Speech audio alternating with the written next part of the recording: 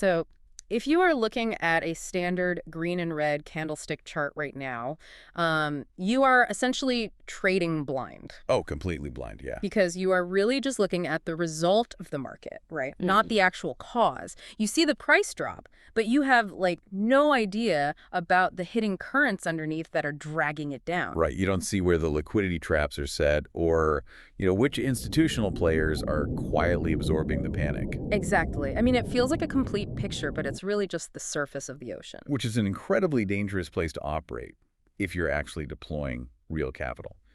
The standard chart is basically a rear-view mirror. It just tells you what already happened. Yeah, while institutional traders are operating with dashboards that show them the road ahead. Exactly. They see the resting liquidity, the on-chain flows, the actual mechanics driving the next move. Well, today we are going far below the surface, so welcome to the deep dive. Glad to be here. Our mission today is to really unpack the documentation and the platform specs for an analytical suite called MatrixON, specifically the Pythagoras engine. Yeah, the Pythagoras engine is fascinating. It really is. What we are looking at here is an attempt to take these complex hedge fund level analytics like predictive liquidation maps, on-chain whale tracking, automated pyramiding, and package them into a simple, unified interface for retail traders. The ambition of the architecture outlined in these documents is just, it's significant. They are really trying to bridge that asymmetry between institutional data access and retail execution. Right. But they're doing it with a distribution model that completely subverts standard financial software. Yeah, let's jump straight into that friction point, actually, because the very first thing that jumped out at me in the documentation is the price. Right. There isn't one. The platform is completely free, no subscriptions, no tiered access, no 30-day trials, nothing. Which is wild. Right. If you are listening to this and you trade, your immediate reaction is probably, well, deep skepticism. As it should be. Yeah, the golden rule of the internet is that if a powerful tool is free, you are the product. You are the yield. Exactly. The free paradox in financial tech usually means they're either like front-running your order flow or selling your data to market makers. Right. But the documentation lays out a fundamentally different business model here. It does. MatrixON is built exclusively as an overlay for Bitget users. Okay. So the platform is free because the creators earn a standard affiliate or broker commission directly from Bitget. On the trading fees the user generates. Exactly. It's a volume play. So they don't need to charge you like $1,000 a month for the software if their interface makes you a more active or, frankly, a more profitable trader on that specific exchange. Right. You pay the exact same exchange fees you would have paid anyway. Bitget gets the volume, and the developers take a cut from the house. Okay, so it aligns the incentives. Yeah. But to operate an overlay like this, I mean, it requires connecting to the exchange via an API. Yes, it does. Which brings up the most critical vulnerability in crypto trading, right? Security. Handing over API access to a third-party analytics platform has historically been the vector for just catastrophic fund drains. Oh, absolutely. It's usually a massive risk. Connecting a trading API usually feels like giving a stranger the master keys to your house. You just have to cross your fingers. They only look in the living room and don't, empty the safe. Yeah, it's a good way to put it. But the documentation stresses a much tighter trust model here. Is this more like giving a valet a specialized key that only turns on the ignition but physically cannot pop the trunk? The valet key analogy is mechanically perfect here. They utilize the official Bitget OAuth trust model. Okay, so how does that work in practice? Well, the crucial distinction in their architecture is the elimination of manual API key handling. So no copying and pasting long strings of text. Exactly. There are no secret keys for you to copy and paste into some random web form.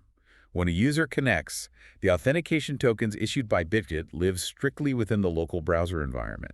Meaning they aren't being beamed to a centralized MatrixON database somewhere. Right. They never touch the developer servers. A centralized database of API keys is basically a honeypot for hackers. Yeah, obviously. By keeping the keys browser-bound, the user retains custody of the execution protocol. And furthermore, the OAuth scope is hard-coded to trading, execution, and data retrieval only. So it literally can't do anything else. The permissions categorically reject any withdrawal requests. Even if the platform's front end were somehow compromised, the underlying architecture just cannot authorize moving funds off the exchange. Okay, wow. Your capital stays locked in the vault. You are just using this highly advanced remote control to trade it. Exactly. So, with the security parameters established, let's get into the actual engine. Let's talk about what the Pythagoras engine allows you to see that a normal chart aggressively hides.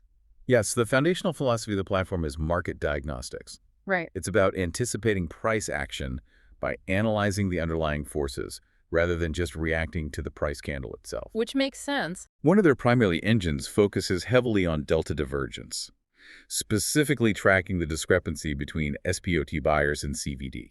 And since we know CVD cumulative volume delta represents the aggressive market orders, specifically in the leveraged derivatives market, this divergence is essentially tracking the conflict between cash and credit. Yeah, it measures conviction. SPOT volume represents fully settled assets. Someone is actually taking delivery of the coin. Right. CVD, in the context of futures, is leverage. It's traders using borrowed margin to try and force price movement. So the Pythagoras engine constantly scans for moments when these two forces disconnect. Let me throw out a scenario to visualize this, because it's like sitting at a high-stakes poker table. Right? Okay, I like that. On one side, you have an institutional player betting with a briefcase full of cold, hard cash. That's the CPOT market. Yep. On the other side, you have a syndicate betting with an absolutely massive line of credit from the casino. That's the CBD leverage. The leverage can push the price around violently in the short term, but when push comes to shove and the leverage gets squeezed, the actual cash holds the structural power. That is a perfect analogy. Right. Because when real money absorbs leverage, you get this rubber band effect. How so? Imagine you are watching the chart and the price is just tanking. The CVD shows leveraged traders violently shorting the market, throwing millions in borrowed capital to suppress the price. And a normal retail trader sees the red candles and just panics. Exactly. But the divergence engine shows that while the leverage shorts are attacking, SPOT buyers are quietly, persistently buying up all that pressure without moving the price up yet. Wow. They're absorbing the attack. They are just acting as a sponge. And once those leverage shorts exhaust their ammunition, they are totally trapped. Yeah, and then the price snaps back up, and all those short positions become rocket fuel for a massive rally. That's crazy. And that mechanic of trapped leverage bridges directly into the platform's mapping tools, right? It does. Detecting the trap is step one. Knowing exactly where that trap will spring is step two. Okay. This is handled by the Global Live Liquidations feed and the proprietary Liquidation Heatmap. Right, the heat maps. Yeah, they aggregate data across 4 major exchanges, Binance, Bybit, OKX, and Bitget, to build this topographical map of market pain. Because we all know that market makers and algorithms hunt liquidity. They have to. Yeah, if an institution needs to fill a $100 million long position, they can't just click buy on the open market, or the slippage would ruin their entry price. Exactly, they'd wreck their own trade. They need a massive pool of sellers to buy from. And the easiest place to find a massive pool of forced sellers is right where a bunch of retail traders have their stop losses and liquidation prices clustered together. And the heat map quantifies exactly where those clusters are sitting. It calculates the magnetic zones above and below the current price, where a cascade of forced margin closures will trigger. So the market just naturally gravitates toward these zones. Yeah, it wicks up, sweeps the liquidity, liquidates the over-leveraged players, and then immediately reverses direction. The psychological shift this offers is massive, honestly. It really is. If you are trading without this, a sudden drop to swoop liquidity feels like a fundamental market crash. You panic sell at the exact bottom. Which is what most people do. But if you are staring at a heat map that clearly shows a giant glowing cluster of liquidations just a few percentage points down, you realize the drop is purely mechanical. Right. The market is just diving to grab that liquidity pool. So you can set your limit orders right inside that liquidation cluster, essentially using the forced liquidations of other traders to fill your own position at the perfect bounce point. It forces the user to stop thinking like prey and start thinking like a predator. I love that. But plotting the liquidity only reveals the targets. It shows you the where. Okay, so what's missing? Well, to understand the who, to see the actual entities pushing the market toward those liquidity zones, the user has to pivot to the whale analysis engine. Right, because following smart money is the oldest cliche in crypto, but the execution is usually terrible. You don't know if that massive wallet belongs to a brilliant algorithmic fund positioning for a macro move, or just like an early adopter moving cold storage funds to an OTC desk to buy real estate. Exactly. It's just noise. And information overload is the primary failure state of on-chain analysis. So how does MatrixON solve that? The AI integrated into the platform tackles this through aggressive curation. The engine tracks over 2,200 on-chain whale entities. That's a lot of wallets. It is, but the dashboard doesn't just dump that raw data on the user. It filters that list down to an elite subset of 200 actors based on strict historical criteria. What kind of criteria? Things like trading frequency, consistency, and verifiable performance across 174 different assets. Oh, wow. So it's continuously auditing their win rates. Exactly. You are only seeing the flows of entities that have proven they know something the rest of the market doesn't. That's incredibly powerful. But looking at the documentation on how they actually display this data, I have a major question about the utility of the metrics. Go for it. Say I pull up a specific asset, and the dashboard tells me 50 of these elite whales are heavily long, and 50 of them are heavily short. Okay. A 50-50 split among the smartest players just looks like a dead tie. How is that an actionable signal? That's a great point. And the raw headcount of wallets is a deceptive metric, which is why the platform relies on something called capital-weighted bias. Capital-weighted bias. Yeah, it completely ignores the 50-50 split of the entities and focuses entirely on the velocity and mass of the capital deployed. So it's measuring the depth of the conviction, not the number of voters. Exactly. The math behind capital-weighted bias changes the entire picture. Okay, walk me through it using my 50-50 scenario. Sure, you have 50 elite whales positioned long, but the AI calculates they are only allocating $1 million each. That's $50 million in bullish pressure. Right, makes sense. But the 50 whales who are short, however, are allocating $10 million each. That's $500 million in bearish pressure. Oh, wow. Yeah, so the wall account is perfectly tied, but the capital-weighted bias is screaming that the smart money is overwhelmingly net short. That distinction is everything.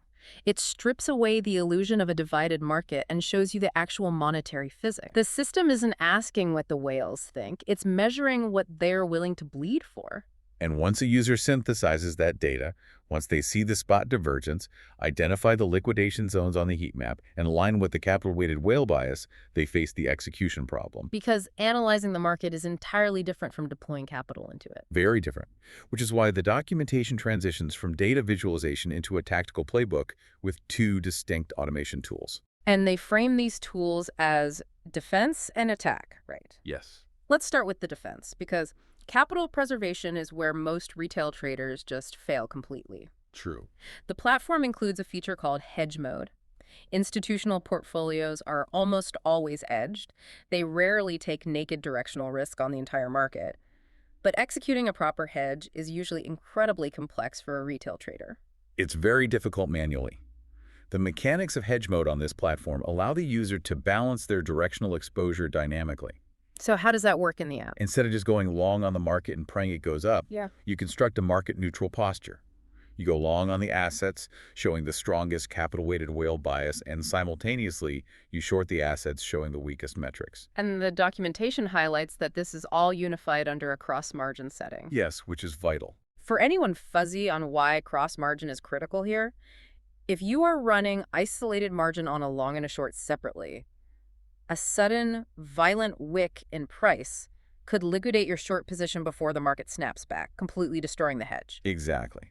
But cross-margin pulls the P&L of both the long and the short. So the unrealized profits of the winning leg mathematically collateralize the losing leg in real time. That's brilliant. Yeah, if the entire market takes an unexpected 30% plunge, your long position is in deep drawdown, but your short position is massively in profit. And because they share the same margin pool, the account value remains relatively stable. Exactly. You survive the volatility shock that liquidates directional traders.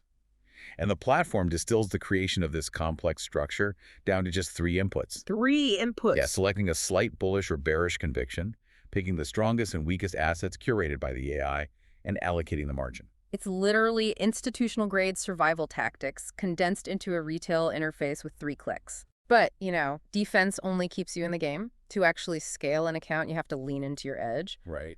That brings us to the attack tool, Compound Trader. Now, the warnings in the documentation regarding this feature are severe. It is designed for maximum aggression on high-conviction setups. Correct. You are mathematically multiplying your upside exposure without depositing new capital. You're basically using the market's own money to press your advantage. It's the opposite of averaging down into a loser, which is what most people do. Sadly, yes. This is averaging up into a winner. But the math of pyramiding is incredibly dangerous if it's not managed perfectly. It is extremely risky. Like, if I'm in a long position from $10,000 and the price goes to $12,000, I'm in profit. If I add more margin at $12,000 to double my position size, my average entry price moves way up. Which means your liquidation price also moves up, drastically closer to the current market price. Right. The larger the position grows through compounding, the tighter the margin of error becomes. You could compound your way into a massive, highly leveraged position, and then a tiny 2% pullback in the market could liquidate the entire thing, wiping out all the gains from the original genius entry. And this mathematical vulnerability is exactly why the auto stop-loss integration in the compound trader is non-negotiable. So it handles that risk for you. Yeah, the platform cannot simply add size. It has to manage the shifting risk parameters dynamically.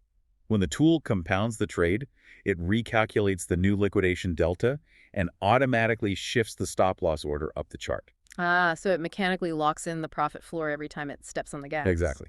It maintains the safety buffer so that if that sudden pullback happens, you are stopped out in profit rather than liquidated in ruin. That is so smart, because the automation forces the trader to adhere to discipline that is almost impossible to maintain manually during the adrenaline of a massive winning streak. Oh, human emotion will ruin a pyramid trade every time. Yeah. But, the sheer volume of variables we've just discussed, cross-margin hedging, automated pyramiding, capital-weighted biases, delta divergences, it presents a massive cognitive load. Oh, huge. For a retail trader, attempting to process all of this simultaneously usually results in complete analysis paralysis. They freeze. Yeah, you're staring at so many flashing indicators that you just end up not taking the trade at all. Exactly. The developers clearly recognize this bottleneck because they built an entire layer dedicated to curing information overload. The AI Copilot, specifically the AI Fusion engine. The Fusion engine's objective is synthesis. It takes the disparate data streams, the multi-time frame flow signals, the heat map density, the elite well positioning, and collapses all of that complexity into a single, unified metric. Called the 9-state mood machine, right? Yes. It literally gives the current market condition a mood before you ever click a button to execute a trade.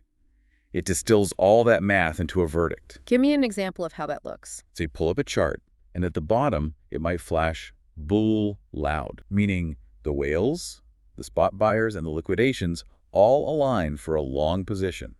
Ride the momentum. Wow, so it just tells you the stars have aligned. Right. Or it might calculate that while the whales are long, the order book delta is heavily skewed short on the lower time frames, creating conflict. And in that scenario, the mood machine flashes danger or observing. Exactly. It's telling you the signals are fighting each other. There's no statistical edge. Keep your hands off the keyboard. That is amazing. It acts as an objective referee when your own bias might be trying to force a trade that isn't really there. And this AI integration extends into their broader philosophy on user onboarding too. Well, the traditional model for complex trading platforms is to provide a dense 20-hour video course that a user has to suffer through before they even understand the software. Which nobody finishes. Right. But MatrixON treats the platform itself as the educational environment. They bypass the static tutorials entirely by integrating 4 custom-trained ChatGPT tutors right into the workflow. Yeah, you have FX Professor AI for reading macro trends, Okay. Pythagoras GPT for interpreting the platform's specific divergence indicators, Compound GPT to calculate the math on pyramiding risks, and Hedge GPT to analyze your cross-margin pair selections. And the utility of these language models is primarily in their vision capabilities, right? Because the friction of learning a new indicator is trying to translate a textbook description to a live, messy chart. Exactly. The implementation is brilliant. If you are staring at a cluster on the liquidation heat map and you don't understand the whale bias beneath it, you don't have to go read a manual. You literally take a screenshot of your specific messy chart, paste that image into the chat window of one of the tutors, and ask it to explain what you are looking at. That is so cool. So the AI reads the visual data of the indicators, explains the underlying mechanics of the setup, points out the immediate risk-reward ratio, and details why the signals are reacting that way. It creates a real-time feedback loop. It's basically the equivalent of having a quantitative analyst standing over your shoulder, translating the raw data into tactical logic, contextualized perfectly to the exact moment in the market you are analyzing. It fundamentally changes how a trader builds intuition. It really does. So to pull all of this together and look at the macro picture, we started with the premise that standard charts are just the surface of the water. Right. We unpacked how MatrixON securely bridges the gap to the Bitget API using browser-bound OAuth keys to protect user capital. Yep, the valet key. Exactly. From there, we looked at the diagnostic engines tracking the divergence between actual spot cash and leveraged CVD, and utilizing heat maps to hunt liquidation clusters rather than fear them. And then we broke down the execution playbook, building a market-neutral shield with hedge mode using cross-margin, and deploying the compound trader to ruthlessly pyramid-winning positions with automated dynamic stop losses. Right. And all of this complexity managed by a 9-state mood machine and a suite of vision-enabled AI tutors. It is, without question, a highly sophisticated ecosystem. It's designed to democratize access to professional-grade market mechanics. But observing this architecture raises a deeply provocative question regarding the structural future of the markets. I think I know where you're going with this, the edge. Exactly.